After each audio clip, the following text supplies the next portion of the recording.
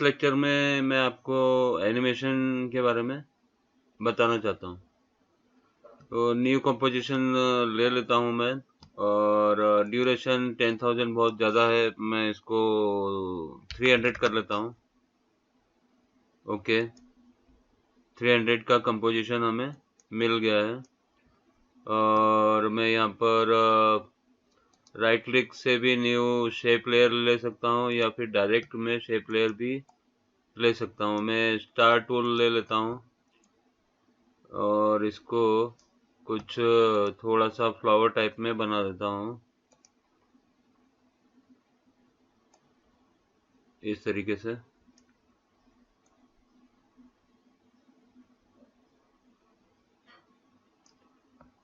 ठीक है, अभी एक्चुअली ये सब बंद कर देता हूँ मैं। और ये इसका फंडा क्या होता है आफ्टर इफेक्ट्स का, कि इसको अलग अलग वैल्यूज से हम लोग इसको कंट्रोल कर सकते हैं। एनिमेशन हो या इसमें कुछ चेंजेस करना है तो अलग अलग वैल्यूज होती हैं। स्केल की अलग होती है, रोटेशन की अलग होती है, पोजीशन की अलग होती है। तो इसके लिए मान लो कि मुझे स्केल करना है इस पूरे ऑब्जेक्ट को, तो ये जो लेयर सिलेक्टेड है इस पर हम एस क्लिक करेंगे तो स्केल आ जाएगा। स्केल से हम ऑब्जेक्ट को बड़ा या छोटा कर सकते हैं। ऐसे ही पोजीशन के लिए पी दबा देते हैं तो इसकी पोजीशन चेंज कर सकते हैं इस तरीके से।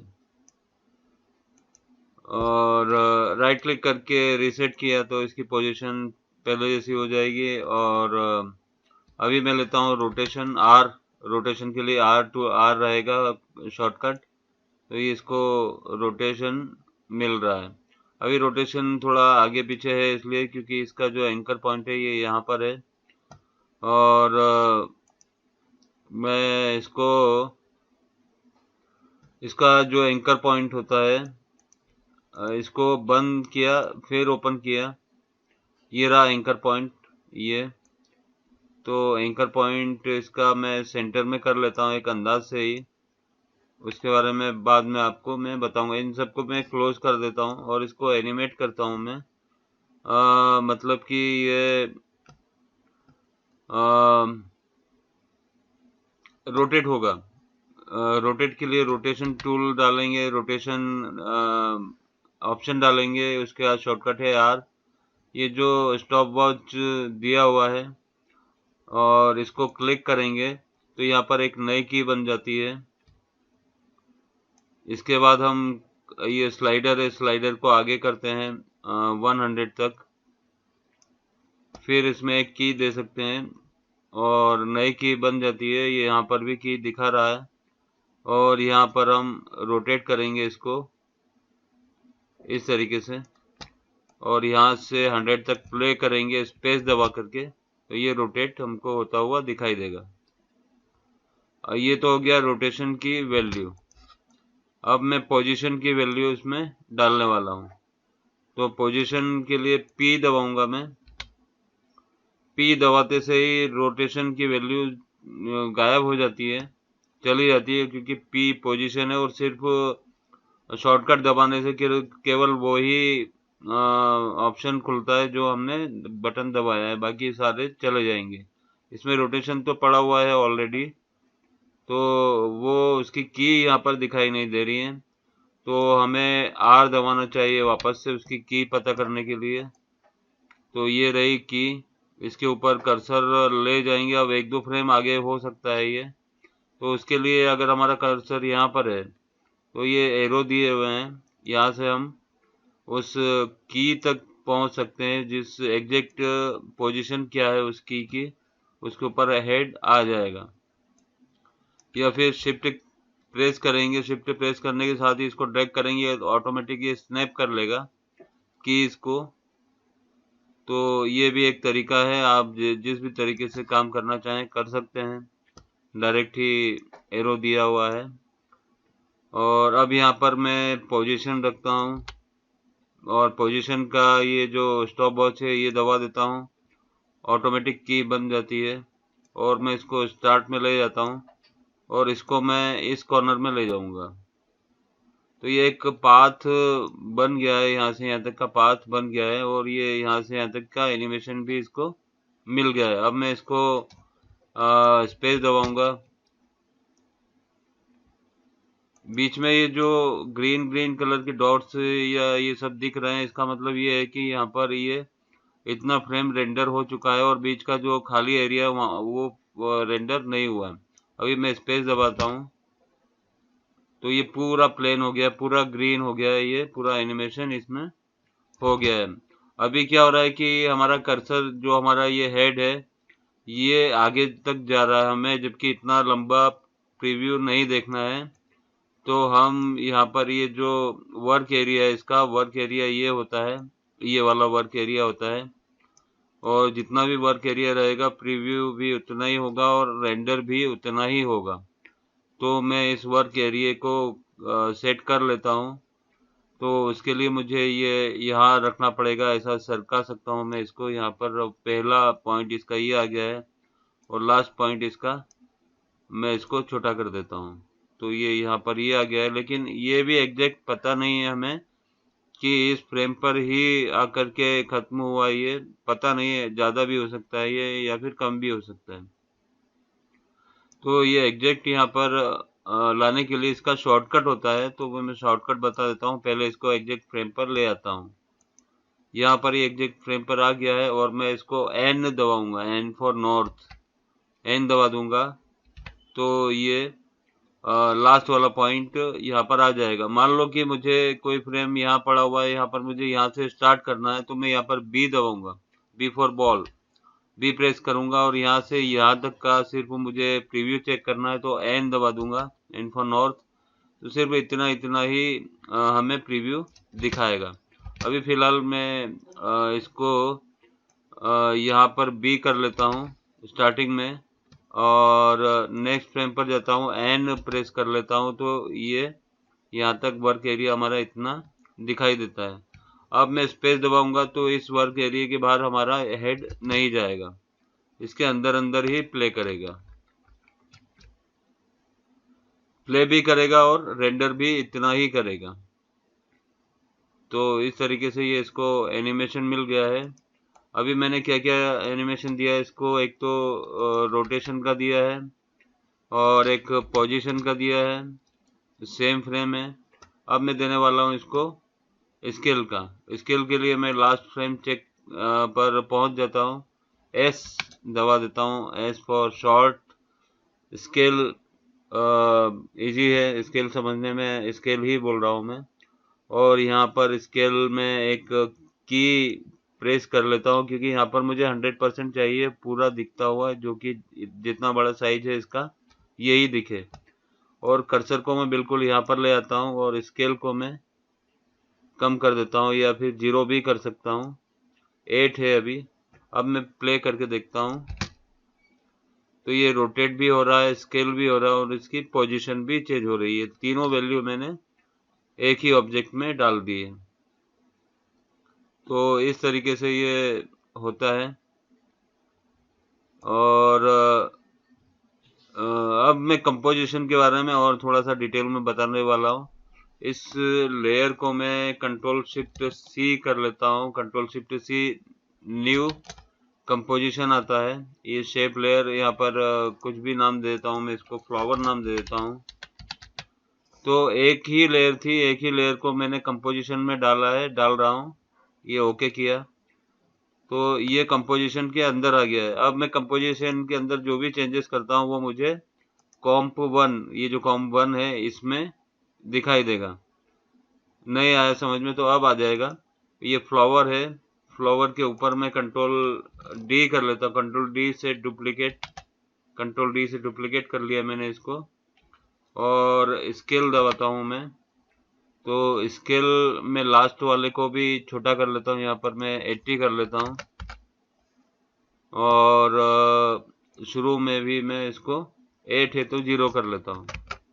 तो कुछ इस तरीके का ये दिख रहा है। इसके साथ में रोटेट तो हो रहा है और स्केल भी साथ में ही हो रहा है। अब मुझे इसका कलर चेंज करना है। कलर चेंज करने के लिए तो मैंने इसके अंदर आपको फिल बता ही दिया था, आप बाहर से भी चेंज कर सकते हैं।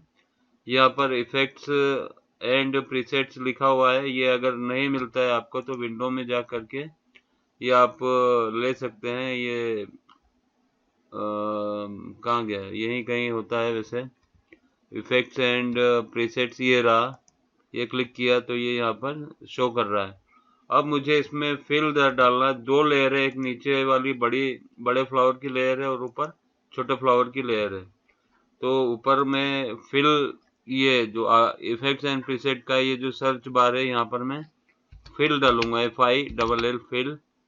तो ये फिल आ गया है यहाँ पर। ये बाकी कुछ भी नहीं लेना है आपको। अगर कलर चेंज करना है तो आपको फिल में जाना पड़ेगा, यानी कि डबल क्लिक करना पड़ेगा। लेयर आपकी यही सिलेक्टेड होनी चाहिए जिसका कलर चेंज करना है, जिसमें फिल डालना है या कोई इफेक्ट डालना है, लेयर भी वही सिलेक्टेड होनी चाहिए। तो मैं इसका कलर चेंज कर लेता हूँ, ये ब्लू कर लिया। मैं CTRL D करता हूँ और पोजीशन इसकी ये है, तो मैं लास्ट इसकी की के ऊपर ही जाता हूँ। अगर मैंने कोई भी चेंजेस यहाँ कर लिया, मान लिया कि ऐसा चेंजेस कर लिया, तो यहाँ पर एक नई की बन जाएगी और हमारा एनिमेशन खराब हो जाएगा। तो इसके लिए इस वाली की पर ही मैं रहता हूँ और CTRL D तो ऑलरेडी किया हुआ है। इसको मैं स्केल करता हूँ, 80 है तो मैं इसको 60 कर देता हूँ और शुरू में 0 है तो 0 ही रहने देता हूँ, कोई बात नहीं।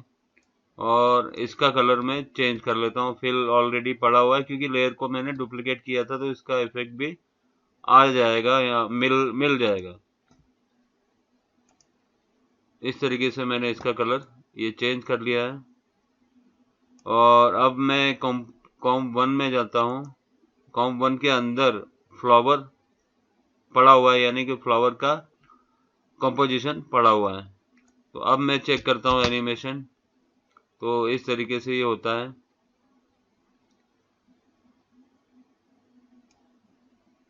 और इसके अलावा मैं वापस से इसके कंपोजिशन में जाता हूँ, एक सर्कल लेता हूँ, ये एलिप्स है,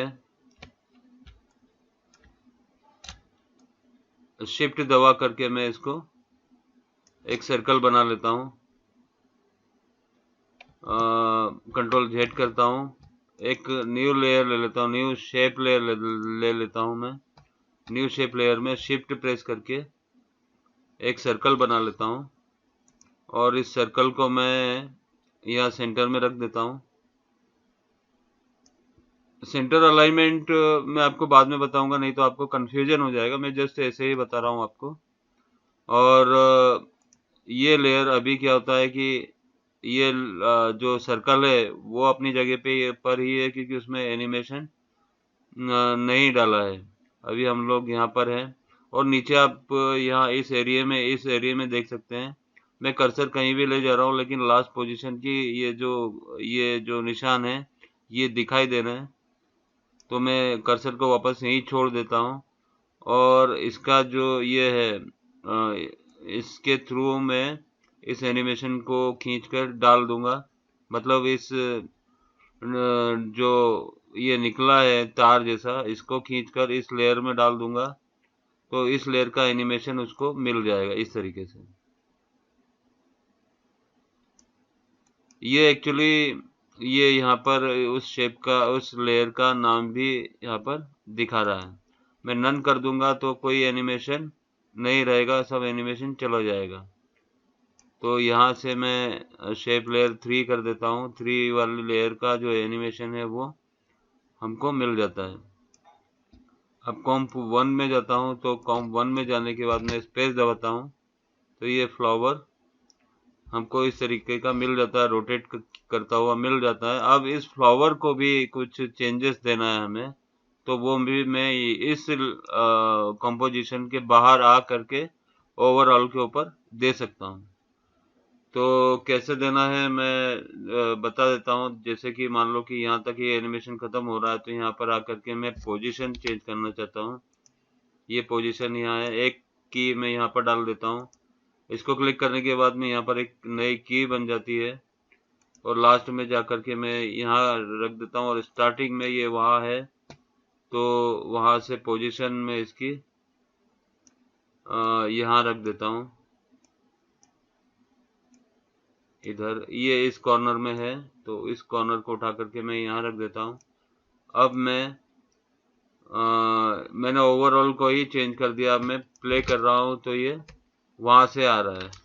तो कंपोजिशन के अंदर भी हम कुछ ऑब्जेक्ट बना सकते हैं और बनाने के बाद भी उनको अच्छे से मॉडिफाई कर सकते हैं और उन सब की एक कंपोजिशन, मेन कंपोजिशन बना सकते हैं, और उसकी जो एक लेयर बनेगी, एक कंपोजिशन बनेगा, उसके अंदर भी हम लोग इफेक्ट डाल सकते हैं। और इसमें जैसे कि मान लो मुझे ह्यू सेचुरेशन का डालना है तो HUE करता हूँ मैं, तो ह्यू सेचुरेशन यहाँ पर आ जाता है। मैं डबल क्लिक करता हूँ इसके ऊपर। अब यहाँ से मैं इसका कलर भी चेंज कर सकता हूँ। ये इस तरीके से ये कलर चेंज किया मैंने, और इसके अंदर जा करके देखूंगा मैं, यानी कि ये फ्लावर पर क्लिक करूंगा तो इसका ओरिजिनल कलर दिखाएगा, और कॉम्प में मैंने ये इफेक्ट डाला है तो ये उसका इफेक्ट दिखा रहा है। तो आपको कंपोजिशन समझ में आया होगा, मतलब आना ही चाहिए क्योंकि मैंने इतने आसान तरीके से आपको बताया है। तो इस तरीके से कंपोजिशन का काम होता है। और ये इसका मैं डुप्लीकेट भी कर सकता हूँ, कंट्रोल D कर लेता हूँ। तो इसकी भी मैंने कॉपी कर ली है, डबल डुप्लीकेट। अब मैं इसको उठा करके यहाँ डाल देता हूँ, इस कॉर्नर में डाल देता हूँ। फिर से कंट्रोल D करता हूँ, इसकी जो पोजीशन है यहाँ रख देता हूँ। कंट्रोल D फिर से करता हूँ तो इसकी पोजीशन में यहाँ पर डाल देता हूँ। अब मैं प्ले करके देखता हूँ स्पेस दबा करके, तो ये चारों ओर से आ करके एक में मिक्स हो रहे हैं। तो कंपोजिशन का ये फायदा होता है। मैं और भी कर देता हूँ। ये जो कंपोजिशन है इन चारों को भी एक कंपोजिशन में डाल देता हूँ, कंट्रोल-Shift-C। ओके, और स्केल करता हूँ मैं। इसमें कोई की नहीं डली है, मैं स्केल करके ऐसे ही छोटा कर देता हूँ। कंट्रोल D करता हूँ। ये एक कंपोजिशन बनी है, कंट्रोल D करता हूँ। ऊपर वाले का मैं स्केल कम कर देता हूँ इस तरीके से। मैं एक और लेता हूँ, कंट्रोल D करता हूँ, फिर से इसका स्केल छोटा कर देता हूँ इस तरीके से। अब मैं इसको प्ले करके देखता हूँ तो ये इस तरीके से एनिमेशन हमको मिल गया है। मतलब एक फ्लावर बनाया था, स्टार से बनाया था, उसमें भी ये इसमें डिजाइन वगैरह डाला है, कलर चेंज किया है, और कंपोजिशन के थ्रू आपको ये एनिमेशन मिल जाएगा। ये मैंने ऐसे ही बनाया है। और भी अगर अगर चेंजेस करना है तो इन तीनों का भी एक कंपोजिशन में बना देता हूँ, कंट्रोल-Shift-C। ओके, ये एक कंपोजिशन बन गया है। कंट्रोल-D करता हूँ और इसको रोटेट कर देता हूँ मैं 90 डिग्री। अब मैं इसको प्ले करता हूँ तो ये इस तरीके से ये फ्लावर बन गए हैं। आप इस तरीके से अपना लोगो एनिमेशन बना सकते हैं। तो आपको एनिमेशन भी समझ में आया होगा और कंपोजिशन भी समझ में आया होगा, और स्केल, रोटेशन और पोजीशन की वैल्यू भी समझ में आई होगी। तो ये लेक्चर मैं यहीं समाप्त करता हूँ। धन्यवाद।